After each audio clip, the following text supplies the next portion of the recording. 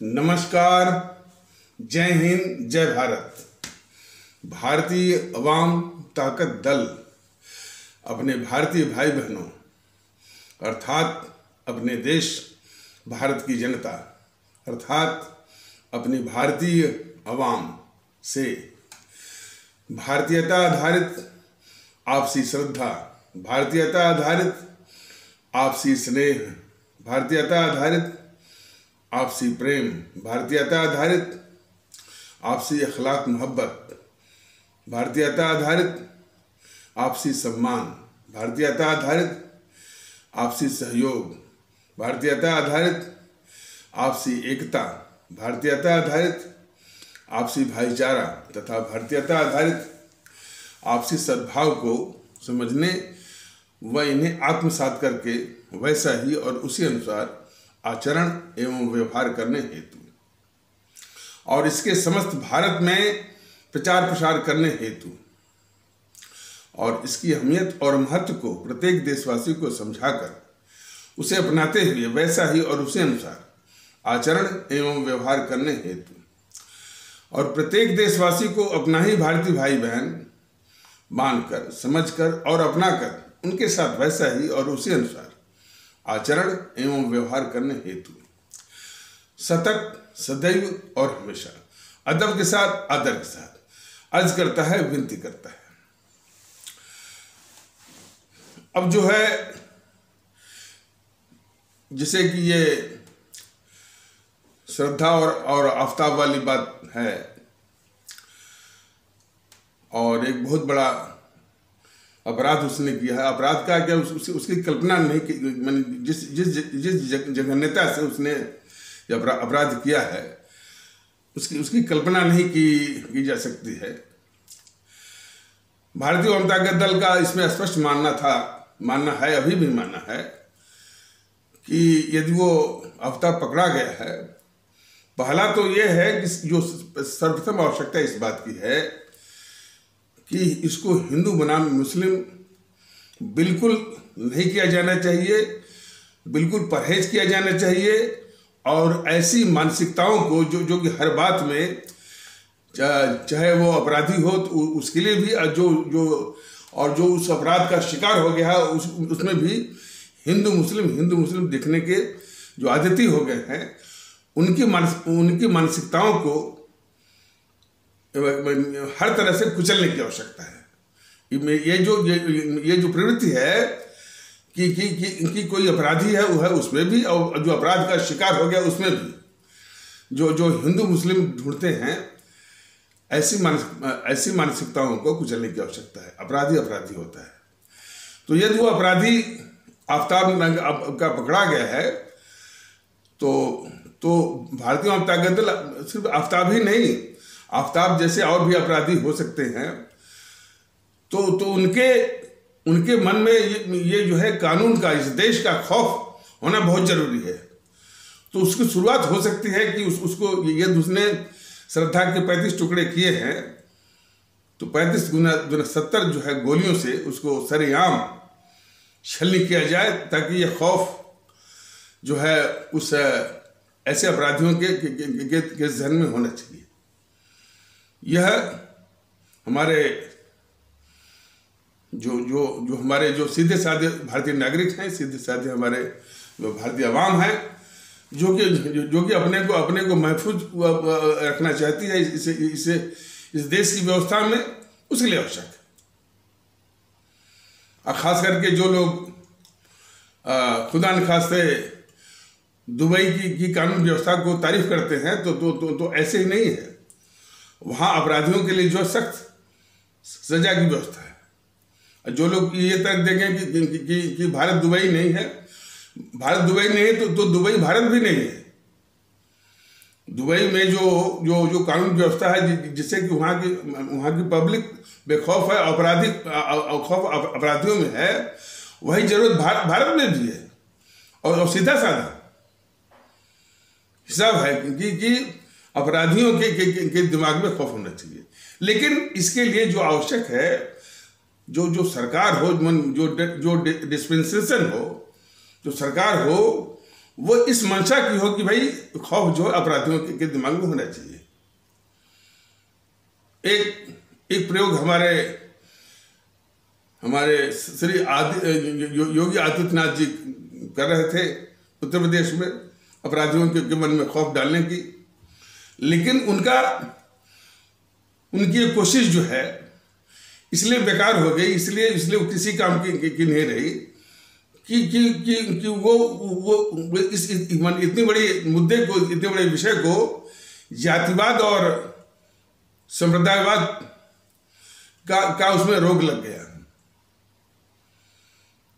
उसमें अब जैसे अब तो यही कहा जाएगा कि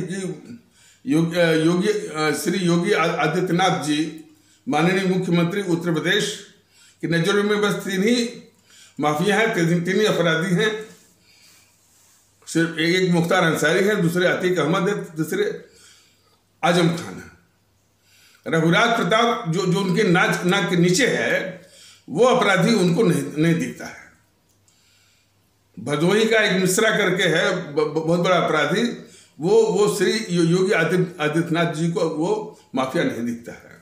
जौनपुर का जो धनंजय सिंह है, ये इतना बड़ा माफिया, वह भी श्री योगी आदित्यनाथ को नहीं दिखता है। गोरखपुर में जो हरिशंकर तिवारी का बेटा है, पता नहीं उसका नाम था विनय तिवारी है इत्यादि है, वैसे वीरेंद्र प्रताप शाही की जो दुश्मनी जो 70 के दशक में थी आज भी जारी है, तो वो माफिया नहीं देखते हैं। और भी इस तरफ से तो इतने आवश्यक कोशिश और अभियान यानी माफियाओं का अंत हो, उसको मैंने श्री आदित्यनाथ जी ने उसको जातिवाद और संप्रदायवाद में फंसा करके या उससे ग्रसित करवा करके उसके उद्देश्य को मकसद को चौपट कर दिया।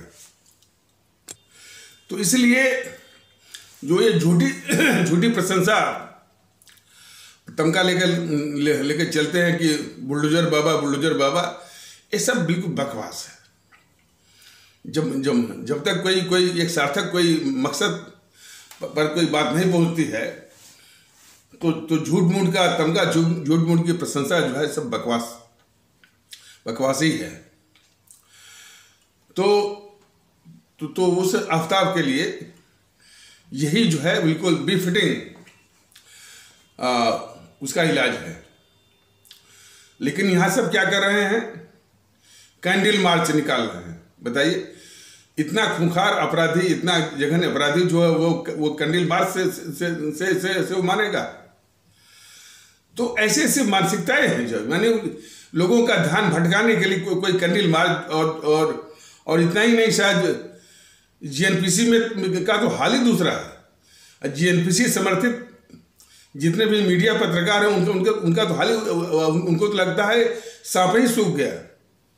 उनको जितने भी जीएनपीसी वाले जितने भी पत्रकार हैं, मीडिया हैं, उनको लगता है कि उनको सांप ही सूंघ गया। ना कुछ बोल रहे हैं, ना कुछ कर रहे हैं, ना वो अंतर्राष्ट्रीय मीडिया में इसको छपवा रहे हैं, और न कोई टिप्पणी। और यहाँ तक कि जो गहलोत है, वहाँ का मुख्यमंत्री राजस्थान का, वो कह रहा है कि ये दुर्घटना है।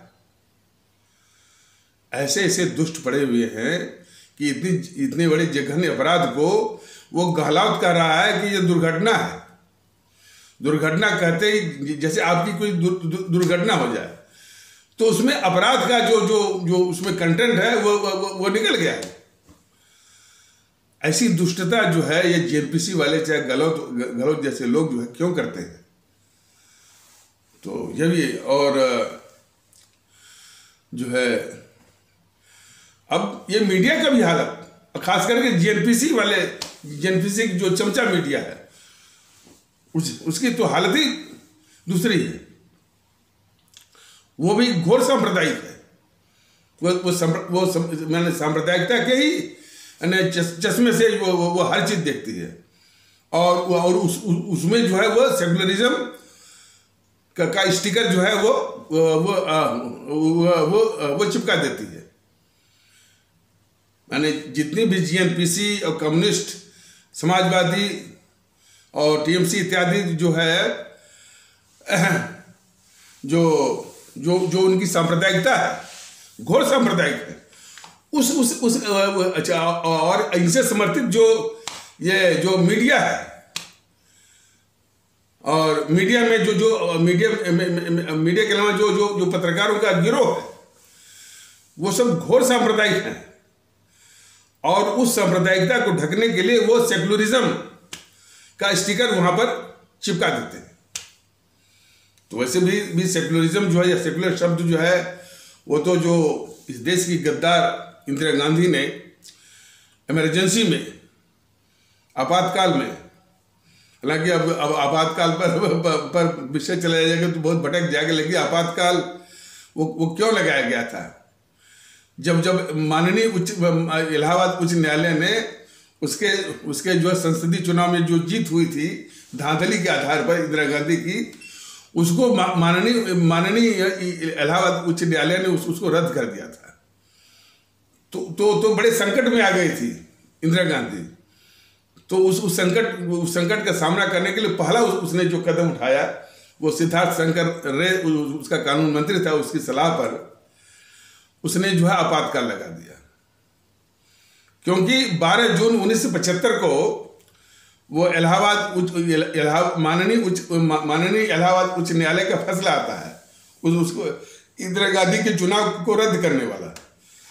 और ठीक 13 दिन बाद 25 जून 1975 को ये इंदिरा गांधी, इस देश की गद्दार इंदिरा गांधी जो है,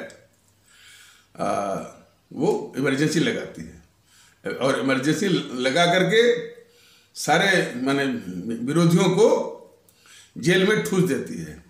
जेल में ठूस करके फिर संविधान के खिलाफ कितना बड़ा वो षड्यंत्र रचती है, यह भी देश को जानना चाहिए। एक बात और मैं बता दूं कि जितनी इनकी हकीकत है, इंदिरा गांधी हो, राजीव गांधी हो, नेहरू हो, मोहनदास करमचंद गांधी हो, स्वतंत्रता संग्राम के विषय में जो हकीकतें हैं, मतलब तो कुछ ऐसे भी हैं बददिमाग वाले, कहते हैं कि यूट्यूब वाले सर जो है पुरानी बातें क्यों लाते हैं। सवाल इस बात का मैंने बताया था कि अव्वल तो यह है कि जो लोग इतिहास को नहीं पढ़ते हैं, इतिहास को महत्व नहीं देते हैं, इतिहास उन पर दोहराता है। तो लगता है कि हमारा देश उस इतिहास से कुछ सीखने को तैयार नहीं दिखता है कि ये मोहनदास करमचंद गांधी, जवाहरलाल नेहरू जो आज़ादी के दौरान क्या क्या इन सबों ने गद्दारियाँ की, और खास करके अंग्रेजी सरकार के प्रति वफादार रहे। और माहौल ये बनाया गया कि इन्होंने आज़ादी की लड़ाई लड़ी। तो इस झूठ का जो है पर्दाफाश करना, इनकी हकीकत को जो है इनकी हकीकत की जानकारी जो है हमारी जो आदरणीय भारतीय अवाम है, हमारी जो आदरणीय भारतीय भाई बहन है, उनको जानने का पूरा उनको हक है। और जैसा कि पहले भी बताया गया है कि भारतीय जनता दल उनके इसी अधिकार की पूर्ति के लिए कि उनको सच्ची जानकारी हो, भारतीय जनता दल अपना एक राष्ट्रीय कर्तव्य का निर्वहन कर रहा है। तो इस इंदिरा गांधी ने वो विरोधियों कारण क्या था, जो वो इलाहाबाद उच्च न्यायालय से जो हार गई थी, अपना जो है उसका चुनाव जो रद्द हो गया था, उसी का उपाय ढूंढने में उसका पहला कदम था। और उस मतलब कि जो न्यायालय के द्वारा जो उसके ऊपर संकट आ गया था, तो पहला उसने कदम उठाया, उसने इमरजेंसी लगाया। और यानी मतलब कि इलाहाबाद उच्च न्यायालय के फैसले के मात्र 13 दिन बाद ही और सारे मैंने विरोधियों को, विरोध पक्ष को या विरोधी नेताओं को उसने जेल में ठूस दिया। अब वो जो है संसद जो है बगैर विरोध पक्ष के रही। तो बगैर विरोध पक्ष के संसद को अंग्रेजी में कहते हैं कैप्टिव पार्लियामेंट, यानी बंधक संसद। जब यानी बंधक बनाई हुई संसद, उसी बंधक बनाई हुई संसद के द्वारा इस गद्दार इंदिरा गांधी ने मैंने भारत के संविधान के प्रस्तावना में 3 शब्द जुड़वाए। एक इंटेग्रिटी, एक जो है सोशलिस्ट, और तीसरा ये सेकुलर। और एक बहुत व्यापक 42वां संशोधन ये करवाई किसके द्वारा? एक बंधक बनाई गई संसद के द्वारा, कैप्टिव पार्लियामेंट के द्वारा, जिसमें विरोध पक्ष था ही नहीं। और इमरजेंसी भी कैसे लगाई गई? उसमें भी जो संवैधानिक प्रक्रिया है, उसकी सरासर हत्या करके, हत्या उसने ऐसे किया कि चूंकि इसको बहुत आनंद फानन में इमरजेंसी लगाना था, इमरजेंसी वाले प्रस्ताव पर अपने रबर स्टैंप फखरुद्दीन अली अहमद से दस्तखत करवा लिया और इमरजेंसी लागू कर दिया। और इमरजेंसी लागू होने के बाद तब वो प्रस्ताव आया कैबिनेट में। जबकि संवैधानिक प्रक्रिया यह है, कोई भी इस तरह का जो प्रस्ताव है पहले कैबिनेट में आता है विचार के लिए। और यदि कैबिनेट इसको जरूरी समझता है तो इसकी संस्तुति के लिए, इसके रिकमेंडेशन के लिए वो राष्ट्रपति के पास भेजता है अनुमोदन के लिए, अप्रूवल के लिए। और जब राष्ट्रपति महोदय इस पर दस्तखत कर देते हैं, वो अप्रूवल के माने टोकन के रूप में, तब वो जाकर के वो इस तरह का जो है वो इमरजेंसी जो है वो लागू होती है। ये संवैधानिक प्रक्रिया है। लेकिन इंदिरा गांधी ने पहले ही अपने रबर स्टैंप राष्ट्रपति फखरुद्दीन अली अहमद से साइन करा कर इमरजेंसी लागू कर दिया और उसका प्रस्ताव कैबिनेट में बाद में आया। ये सरासर संवैधानिक प्रक्रिया क्या, इसकी सरासर हत्या है। ये हत्या है जो सब बोलते हैं ना जेपीसी वाले, लोकतंत्र नहीं है, संविधान नहीं है, तो ये हत्यारे हैं संविधान के जेपीसी वाले।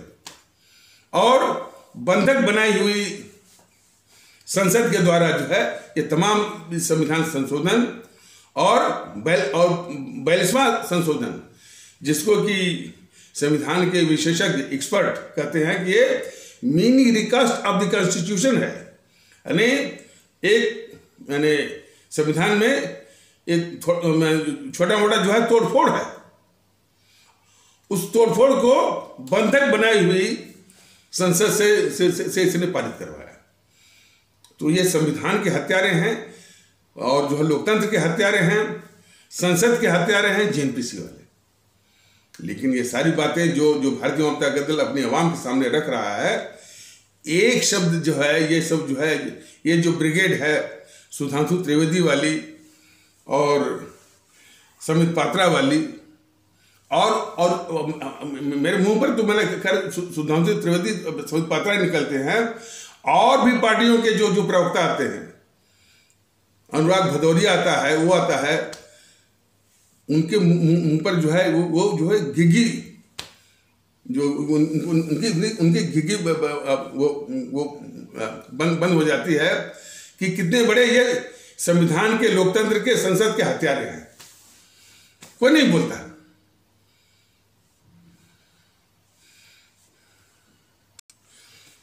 तो सेकुलर का जो अभिशाप है वो इंदिरा गांधी ने जो बंधक बनाई हुई संसद के द्वारा जो है वो संशोधन के नाम पर जो उसके प्रस्तावना में सेकुलर शब्द डलवाया।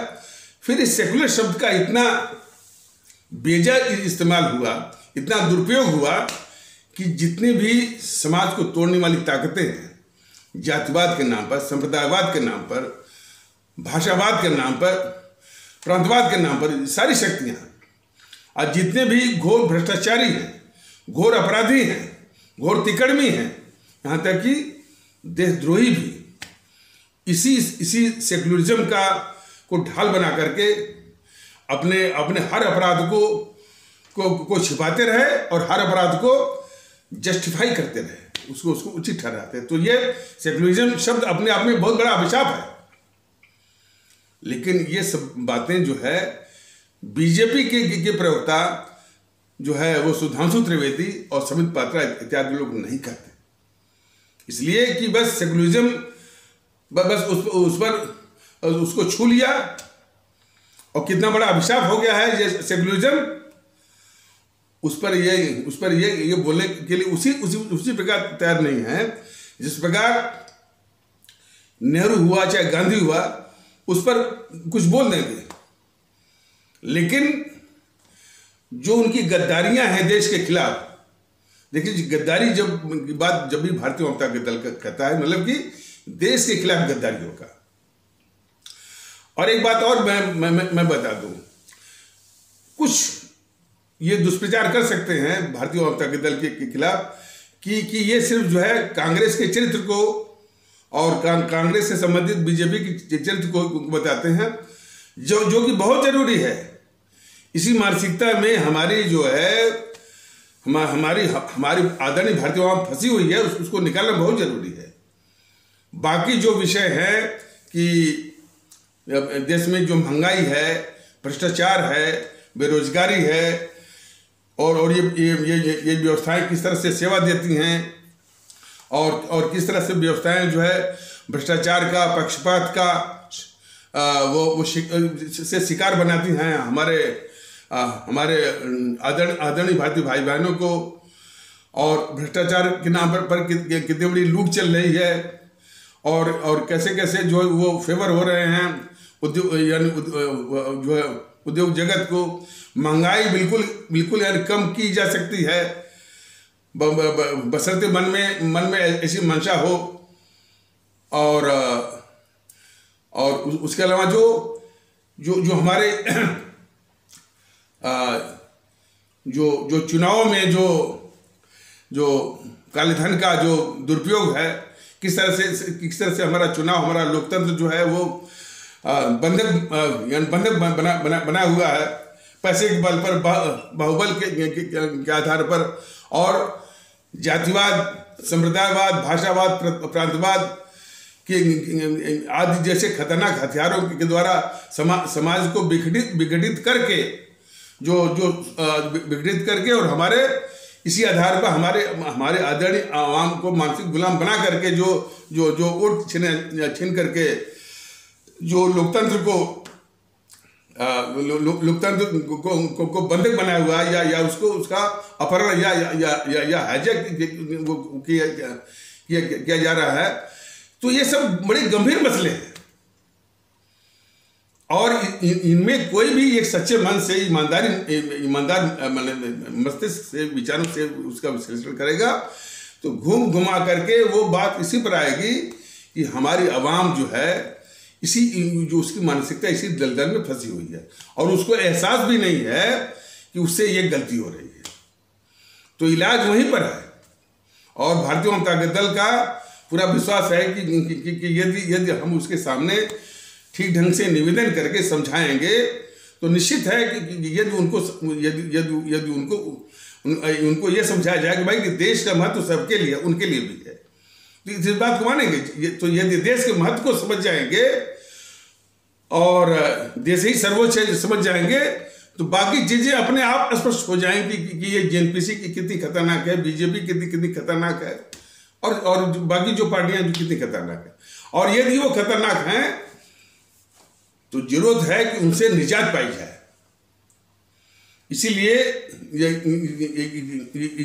भारतीय जनता दल कहता है कि जब तक भारतीय जनता दल मैदान में नहीं आ पा रहा है संसाधनों के चलते और आएगा जरूर, उसके लिए कोशिश जारी है, तब तक जो है हमारी आवाम के लिए हमारे आदरणीय मतदातागण भारतीय भाई बहनों के पास बहुत बढ़िया विकल्प है नोटा का। लेकिन वो नोटा के जो आप इस्तेमाल करेंगे वो थोड़े प्रतिशत मत करिए, 95% आप करिए तो स्थिति बिल्कुल स्पष्ट हो जाएगी।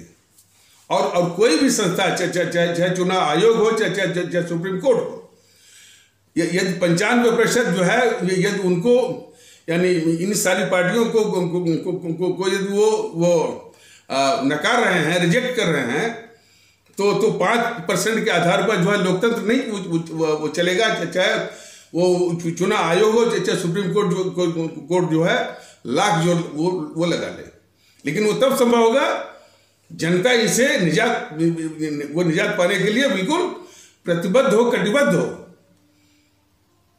और यही आवश्यक है कि इनसे मुल्क को निजात चाहिए, क्योंकि ये आजादी की दूसरी और वास्तविक ये लड़ाई है, संघर्ष है उसका। तो आगे बढ़ते हैं। तो आफताब और श्रद्धा वाला प्रकरण चल रहा था, क्योंकि आफताब ही नहीं, इस प्रकार के जितने भी अपराधी हैं उनके मन में खौफ देने का एक राष्ट्रीय कर्तव्य बनता है, इस पूरे देश का, पूरे समाज का। और खौफ तभी होगा जबकि उसी के कमंसुरेट या उसी के समानुपात में या उससे भी अधिक जो है उसको दर्द देने वाला उसको जो है उसको सजा मिले। जुडिशियल प्रोसेस से कभी भी उसके मन में खौफ आ नहीं सकता। और इतने खूंखार अपराधी हैं, जुडिशरी के पास कोई ऐसा डिटरेंस नहीं है जो कि ऐसे अपराधियों को जो है वो जो है इस तरह का वो खौफ डाल सके। हम तो बल्कि कोई वीडियो मैं देख रहा था, और उस वीडियो में कोई स्टिंग ऑपरेशन सब दिखा रहा था, कोई हाई कोर्ट के जो वो चीफ जस्टिस से कि कुछ वो रिश्वत वगैरह वो ले रहा था। और तो उस वीडियो पर कमेंट भी तमाम आ रहे थे जनता का, कि जनता का भरोसा पूरी इस जुडिशरी से उठ गया है कि कितनी करप्ट है, फलाने हैं, ढकाने हैं। ये सुनकर के बहुत दुख तो होता ही है कि इतनी बड़ी संस्था जो है कैसे कैसे तत्वों से भरी हुई है। और हमारी जो न्यायपालिका है, जो निचली न्यायपालिका, जो उच्च न्यायपालिका जो है, इन्हीं तत्वों के कारण ही अपने मकसद से भटक गई है।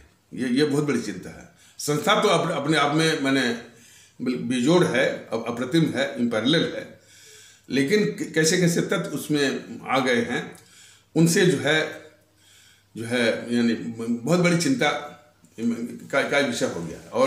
और जिस तरह के कमेंट देखे जाते हैं कि वो जनता का भरोसा इस न्यायपालिका से लगभग वो समाप्त हो रहा है। वो जनता करे कि ये बहुत ही करप्ट सिस्टम है, बहुत ही पक्षपाती सिस्टम है, क्या क्या कर रही थी। और ये और भी चिंताओं के साथ ये भी चिंता जो है बहुत बहुत गंभीर चिंता है ये। तो बातचीत ये लेगी जुडिशियल प्रोसेस से उस ऐसे अपराधियों के मन में खौफ बिल्कुल नहीं आ सकता। यह व्यवस्था तो सरकार को ही करनी पड़ती है। और वैसे भी भारतीय जनता दल ने बताया हुआ है कि न्याय देने की जिम्मेदारी और उसका कर्तव्य जो है सबसे पहले और सबसे अधिक सरकार का ही होता है। लेकिन वो सरकार ऐसा समझे तब। भारतीय आवाम ताकत दल तो बिल्कुल मानता है कि न्याय देने की, और वो भी मौके पर न्याय देने की जिम्मेदारी सरकार की और पुलिस की होती है। चूंकि ये सरकार और पुलिस जो है माने तुरंत न्याय देने के लिए जो है देने में जो बिल्कुल अक्षम होती है, दे नहीं पाती है, तो यही बोझ जो है वो चला जाता है न्यायपालिका के ऊपर। और न्यायपालिका में तो न्याय मिलता ही नहीं है। 10-10 साल 6-6 साल पीढ़ियां गुजर जाती हैं, और उसका तो अलग रोना है। जो वो घोषित करती है, जिस सिद्धांत को, जिस वसूल को कि justice delayed is justice denied, उसी का बार बार वो हत्या करती है।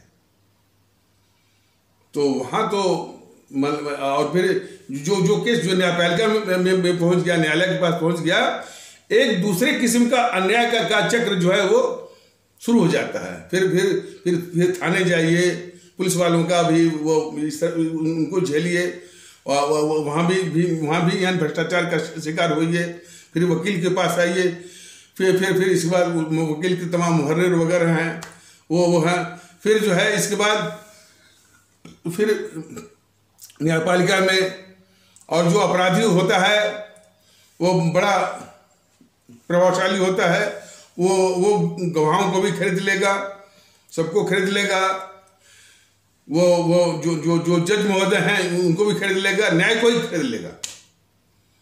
तो बहुत कुछ रोना है। तो इसलिए सबका लबेल उपाय यही है कि अपराधियों के मन में जो खौफ लाने की आवश्यकता है अपनी आवाम को महफूज करने के लिए, उसको बेखौफ करने के लिए, वो न्यायपालिका में वो दम नहीं है। और ये बात मैं खुद ही नहीं कर रहा हूँ, किसी सुप्रीम कोर्ट के जज का ये कमेंट भी मैंने पढ़ा था। उन्होंने वो ये कह रहे थे कि यद्यपि इस देश का कानून संविधान हमको इसकी इजाजत नहीं देता है कि, लेकिन जिस तरह के अपराधी हैं या राजनीतिक दल हैं, मन तो यही करता है, उनका वक्त मन तो यही करता है कि सबके सब जो है लैंप पोस्ट से उनको लटका दिया जाए। ये उनके उद्गार थे। तो उस सुप्रीम कोर्ट के जस्टिस की व्यवस्था भरा वक्तव्य जो है बहुत कुछ कहता है, और वही कहता है जो ये बताया जा रहा है कि अपराधियों के जो हौसले बढ़े हुए हैं और जितने अपराधियों के मन में खौफ आने चाहिए, उनके खौफ के बाद ही जो है हमारी आवाम बेखौफ हो सकती है। इस उद्देश्य की प्राप्ति में न्यायपालिका जो है बिल्कुल नाकाम है। तो अब ये तो रहा, मतलब कि मैंने हमारी आवाम को बेखौफ करने का कुछ तरीकों पर ये जो बात हो रही थी। अब रही बात कि हमारा जो समाज है, भारतीय समाज है, हमारा जो देश है, भारत राष्ट्र है, ये इसका एक राष्ट्र के रूप में कैसे सुरक्षित रहे, कैसे निर्माण रहे, कैसे इसका अस्तित्व बचा रहे, यह भी बहुत बड़ी चिंता का विषय है। चिंता इसलिए है कि जो पार्टियां राष्ट्रवाद का नाम लेकर के और राष्ट्रवाद के भुलावे में वो माने वोट लेकर के, और खास करके 2014-2019 में लगातार ये राष्ट्रवाद के नाम पर जो वोट लिया, बिल्कुल अब सामने आ रहा है कि राष्ट्रवाद हुआ, देशभक्ति हुआ, जो भी किसी भी देश के लिए और भारत के लिए भी जो है कितने महत्वपूर्ण, कितने संजीद विषय हैं। और उस राष्ट्रवाद के नाम पर देश को जो देखने को मिल रहा है कि ये बीजेपी वाले और मोदी महोदय देश के सभी दुश्मनों को पाल रहे हैं, उनकी रक्षा भी कर रहे हैं, और उनके यानी भारत विरोधी गतिविधियों को भी ठक रहे हैं, उनके द्वारा लूटे हुए काले धन के भी रक्षा कर रहे हैं, और इस कीमत पर भी रक्षा कर रहे हैं कि यदि वो काला धन आ जाता कम से कम जो है तमाम जो है ये माने डीजल वगैरह पर सब्सिडी दे करके जो महंगाई को तो कम किया जा सकता है। और जिस महंगाई में हमारी गरीब आवाम और आम आवाम जो है वो पिस रही है, तो इस कदर ये गिरे हुए हैं, राष्ट्रवाद का नाम लेते हैं कि इन देश के लुटेरों को, जिन्होंने लूट करके विदेशी बैंक में काला धन जमा किया था, उस काला धन के संबंध में मोदी महोदय ने कहा भी था, और यदि वो काला धन आ गया होता और जो है डीजल पर सब्सिडी हो गई होती, तो हमारी आम आवाम, गरीब आवाम जो है इसे महंगाई में नहीं पिसती। लेकिन जो ये विचार भारतीय जनता दल दे रहा है, इस विचार को जितने भी भ्रष्ट पार्टियां हैं चाहे जीएनपीसी हो, चाहे समाजवादी पार्टी हो, चाहे आरजेडी हो, चाहे बहुजन समाज पार्टी हो, चाहे टीएमसी हो, वो ये नहीं कहते कि हमारे द्वारा लूटे हुए कालेधन को लाइए, महंगाई और महंगाई को कम करके जनता को राहत दिलाइए। ये झूठ में महंगाई महंगाई महंगाई महंगाई, बेरोजगारी बेरोजगारी। तो यह भी देश की यानी बहुत बड़ी शत्रु है। तो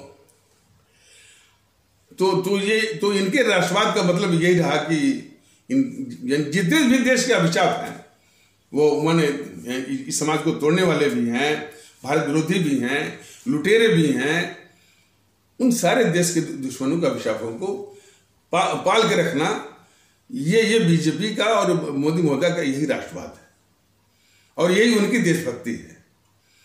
तो कहने का तात्पर्य यह है कि देश यानी कितने संकट से गुजर रहा है कि ये बीजेपी जो है राष्ट्रवाद हुआ, देशभक्ति हुआ, इन अवधारणाओं को और या इन अल्फाजों को कलंकित किया है, प्रदूषित किया है, उसको अपमानित किया है। यह बहुत बड़े दुख की बात है। अच्छा, देश बड़े संकट से गुजर रहा है, ये शायद राहुल गांधी भी बोल रहा है। राहुल गांधी खुद ही जो इस देश का सबसे बड़ा संकट है, उसके मुंह से निकल रहा है कि देश बहुत संकट में है। सबसे बड़ी समस्या, सबसे बड़ा ट्रबल और सबसे बड़े क्या करने की वो क्राइसिस का स्रोत जो है राहुल गांधी स्वयं है और आज उसके मुंह से निकल रहा है कि देश बड़े संकट से गुजर रहा है। लेकिन ये सारी बातें जो है सुधांशु त्रिवेदी नहीं बोलेगा, समित पात्रा नहीं बोलेगा कि राहुल गांधी जो है खुद ही देश का सबसे बड़ा संकट है। वो क्या बोलेगा कि राहुल गांधी भी मजबूत हों, वो भी आगे बढ़ें। अब कुछ लोग बोलेंगे या गौरव भाटिया वगैरह जो है कि ये 52 वर्ष का पप्पू है। यही इस देश का दुखड़ा है, रोना है कि अपने को राष्ट्रवादी कहने वाले जितने भी देश के गद्दार और अभिशाप हैं उनको किस तरह से ये बचाते हैं, किस तरह से ये रक्षा करते हैं। और इस संबंध में ये बताना जरूरी है कि भारतीय जनता दल, चाहे ये जीएनपीसी हो, चाहे कांग्रेस हो, चाहे बीजेपी हो, इनकी वास्तविकता, इनके चरित्र को बताना जो है जो जरूरी है उसी को बता रहा है। तो कुछ ऐसे तत्व बीजेपी के भी और इस जीएनपीसी के भी कहते हैं कि यूट्यूब वाले सर जो है वो पुरानी बातें क्यों लाते हैं, स्वतंत्रता संग्राम के विषय में क्यों लाते हैं। अरे भाई, दिन रात जो है उसी अवधि का, उसी समय का ये राहुल गांधी जब अपने वीर सावरकर पर अब जो है वो माने अनर्गल आरोप लगाता है तो वो पुरानी बात नहीं हुई। और उसी पर तमाम जो है वो पर चर्चा चल रही है, तो वो पुरानी बात नहीं हुई। आज भारतीय जनता दल उनकी हकीकत को सामने रख रहा है, तो ये तर्क देते हैं कि मैं जो है वो पुरानी बात न रखूं। ये औरंगजेब की बात कहेंगे, मुगलों की बात कहेंगे, तो वो पुरानी बात नहीं है। और जब उनकी सच्चाई को सामने, और सच्चाई को जानना हमारी आवाम का पूरा हक है। इन समूहों ने बहुत बड़ा अपराध किया है कि सारी सच्चाई को दबा करके जो है एक झूठा माहौल जो है वो खड़ा किया है, जिसको पर्दाफाश करना बहुत बड़ा राष्ट्रीय कर्तव्य है। सुधांशु त्रिवेदी जैसे लोग, ये बताना देश को बहुत जरूरी है। सुधांशु त्रिवेदी जैसे लोग और इनकी मानसिकता के विषय में हमारे आदरणीय भारतीय भाई बहन ये समझ लें कि यही मानसिकता ने हमारे हिंदू सनातन, जो कि इतना आदर्शमय हमारा वो परंपरा रही है, हमारा वो एक पंथ रहा है, उसको तबाह करने वाले हिमांशु त्रिवेदी जैसे मानसिकता के लोग रहे हैं, जो कि अपने को श्रेष्ठ और दूसरे को नीचा दिखाने में, ये मानसिकता। और उसी मानसिकता के तहत जो है आप सुनते होंगे कि पुराने जमाने में उसी अहंकार के साथ शास्त्रार्थ होते थे। विद्योत्मा से हारने के बाद, इसी जो है हारने के बाद सुधांशु त्रिवेदी जैसे लोग ही वो मिल करके उस विद्योत्मा से बदला लेने के लिए एक मूर्ख से शादी करवाते हैं। तो तमाम ऐसे हैं। तो सुधांशु त्रिवेदी जैसे लोगों की जो मानसिकता है, इसने हमारे हिंदू सनातन जो कि इतना आदर्श है और जिसके व्यापक वो दृष्टिकोण है, और जो सिखाता है कि वसुधैव कुटुंबकम, और ये कह रहे हैं कि नहीं है, जो हमारे साथ रहता है और सिर्फ वो इस्लाम पंथ का अनुसरण करता है, तो उसको नीचे दिखाओ। इनकी मानसिकता जरा देखिए।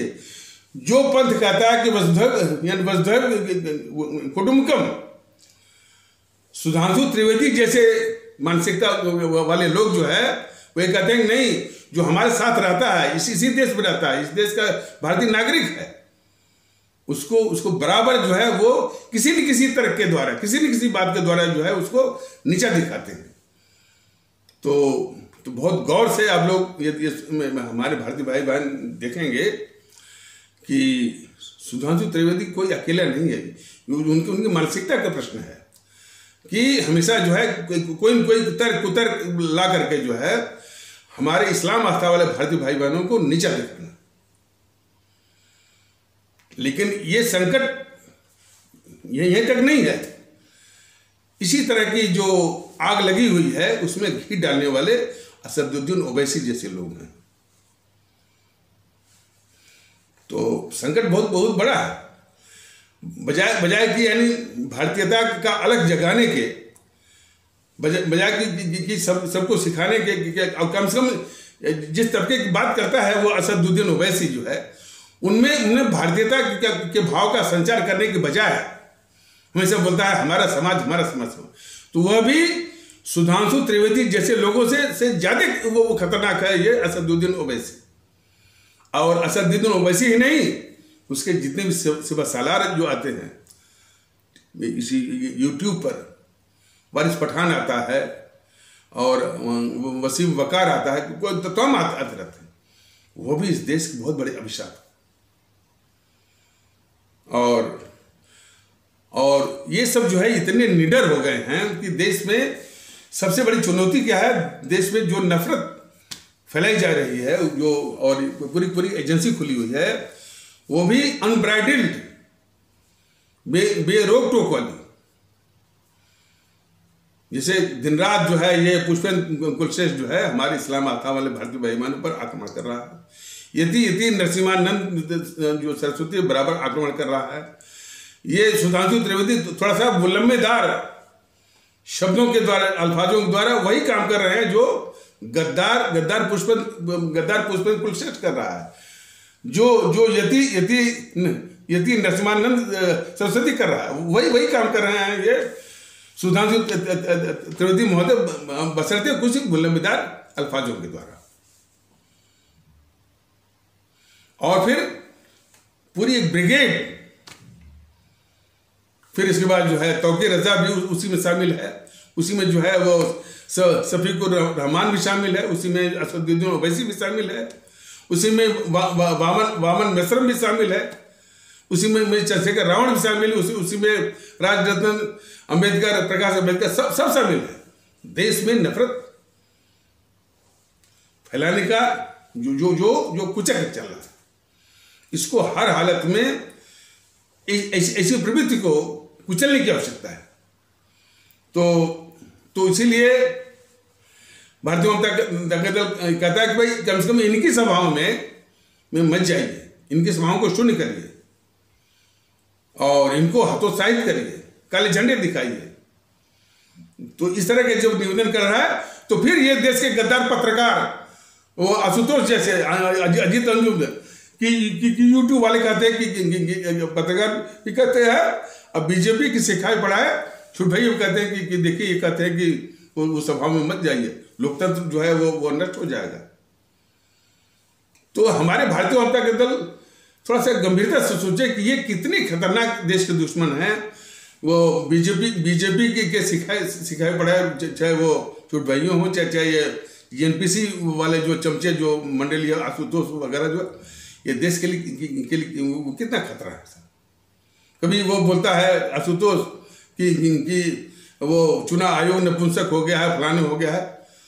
अरे भाई यही इसी चुनाव आयोग के तहत जो है इसी जेएनपीसी ने तमाम तिकड़म करके, तमाम पैसे के बल पर, धन के बल पर और हमारे इस्लाम आस्था वाले भारतीय भाई बहनों को डरा करके, वोट बैंक की तरह इस्तेमाल करके सत्ता हथियाई है।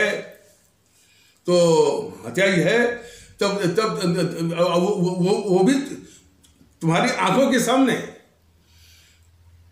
तब तुमको ये नहीं लगा कि ये चुनाव आयोग नपुंसक है और सुप्रीम कोर्ट नपुंसक है।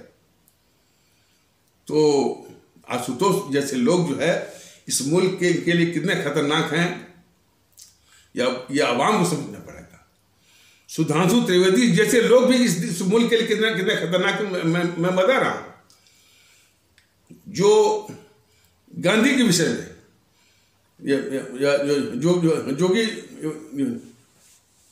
जो कि भारतीय जनता के दल ने बताया इसी वो एपिसोड के माध्यम से। और एक बात और कि ये एपिसोड जो जारी किया जाता है, रोज लगभग रोज जारी किया जाता है। हमारे अपनी आदरणीय भारतीय आवाम से ये आग्रह है, ये विनम्र आग्रह है कि इसको अधिक से अधिक जो है वो प्रसारित करिए ना, इसको अधिक से अधिक जो है वो प्रसारित करिए। यदि यूट्यूब पर इसकी संख्या ही नहीं दिखेगी तो, हालांकि कुछ लोग देख रहे हैं, ऐसी बात नहीं है, तो इसके विरोधियों को एक हथियार मिल जाएगा कि अरे साहब क्या बक अब डेली करते हैं, इसको दिखने वाले कितने, कुछ नहीं है।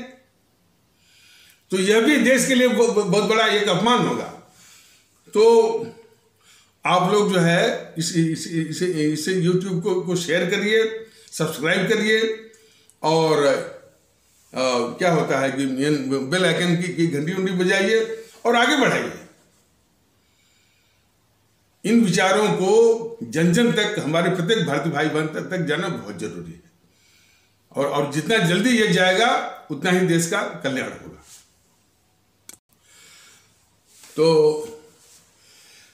जैसा कि भारतीय जनता दल ने इसी यूट्यूब के माध्यम से इसी यूट्यूब के वीडियो के पैगाम के माध्यम से बताया था कि जब यानी बंगाल को बांटा गया अंग्रेजी सरकार के द्वारा 1905 में, जिसको बंग भंग कहते हैं या पार्टीशन बंगाल कहते हैं, बंगाल के 2 टुकड़े किए गए, वो भी सिर्फ हिंदू मुस्लिम एकता को तोड़ने के लिए।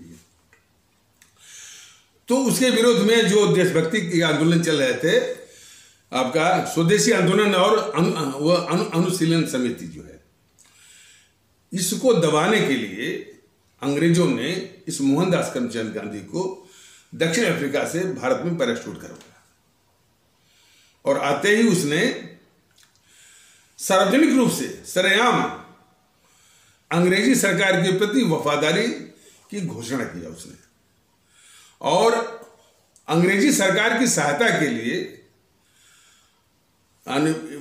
भारतीय नौजवानों को अंग्रेजी सेना में भर्ती कराने के लिए भारत के नौजवानों को और नवयुवकों को उसने जो है इस तरह का सार्वजनिक माने सार्वजनिक रूप से जो है सरेआम इस तरह से जो है वो घोषणा किया कि मैं तो इस अंग्रेजी सरकार का वफादार हूं, भारत के नौजवानों को नवयुवकों को भी चाहिए कि वो इस अंग्रेजी सरकार के प्रति वफादारी का सबूत पेश करें, अंग्रेजी सरकार अंग्रेजी सरकार की सेना में भर्ती होकर के। भारतीय जनता दल ने ये बताया था कि हमारे आदरणीय भारतीय भाई बहन ही, हमारी आदरणीय भारतीय अवाम ही फैसला करे कि ये मोहनदास करमचंद गांधी कितना बड़ा गद्दार है इस मुल्क का, हमारे देश का, कि जिस अंग्रेजी सरकार के खिलाफ लड़ते लड़ते हमारे 7 लाख क्रांतिकारी शहीद हो गए, उसी अंग्रेजी सरकार के प्रति ये वफादारी की कस्में खाता है और उसी अंग्रेजी सरकार की सहायता के लिए हमारे देश के नवयुवकों को अंग्रेजी सेना में भर्ती करवाता है। इसको सुधांशु त्रिवेदी जो है किस तरह से झूठ बोलता है, पहला झूठ क्या बोलता है कि कांग्रेस ने अंग्रेजी सरकार की सहायता की। वो नहीं बोलता है कि ये गद्दारी मोहनदास करमचंद गांधी ने की। ऐसे ही सफाई करके जो है देश के गद्दारों को सुधांशु त्रिवेदी जो है वो बचाता है। जितनी भी ये जवाहरलाल नेहरू की हमारे मुल्क भारत के खिलाफ गद्दारियां हैं, उसको सुधांशु त्रिवेदी बोलता है कि नेहरू की गलतियां हैं। गलती और देश के खिलाफ गद्दारी दोनों में जमीन आसमान का फर्क है। और सिर्फ सुधांशु त्रिवेदी नहीं, इससे और भी मैंने खतरनाक किस्म के, खतरनाक मानसिकता देश के दुश्मन पत्रकार हैं। कल मैं एक वीडियो में मैं देख रहा था, वो TV9 भारतवर्ष में एक कोई एंकर है, उसका नाम है समीर अब्बास, और उसके साथ बैठी हुई थी वो सुमेरा खान। ये दोनों के दोनों यानी नेहरू भक्ति से इतना ग्रसित थे कि नेहरू ने इस मुल्क के खिलाफ क्या क्या गद्दारियां की। जैसा मैंने बताया ना कि इस तथ्य को हमारे सभी भारतीय भाई बहन बड़े गौर से इसको देखें कि इस्लाम आस्था वाले भारतीय भाई बहनों के तबके से जितना भी बौद्धिक वर्ग आता है, जितने भी पत्रकार आते हैं, जितने भी इतिहासकार आते हैं, और जितने भी इस तरह से वो एकेडमिया आता है, वो सब का सब बीजेपी विरोध, आरएसएस विरोध के मानसिकता से इतना वो ग्रसित होता है कि पूरा दिमाग जो है वो खाली किया रहता है। वो नेहरू की गद्दारी उसको जरा भी नहीं दिखती है।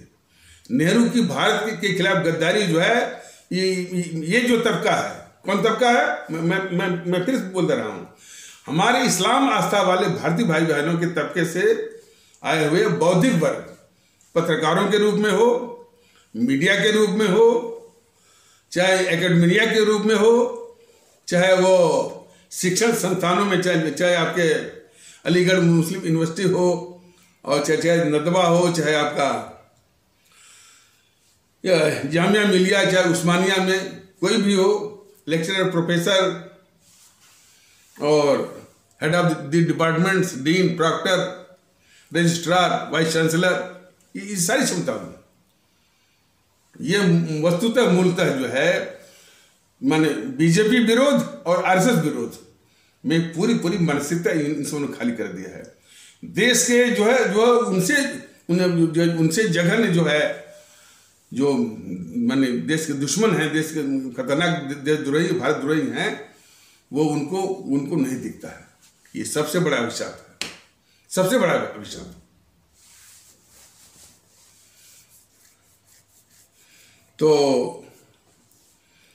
वो समीर अब्बास जिस तरह से कह रहा था, सुमेरा खान जैसे कह रही थी, लगता है कि उन्हीं नजरों में, और पता नहीं क्या क्या वो बहस करवा रहे थे, और उसी में ये सुधांशु त्रिवेदी अपना उल्लू सीधा कर रहा था कि हाँ ये गलती, वो गलती।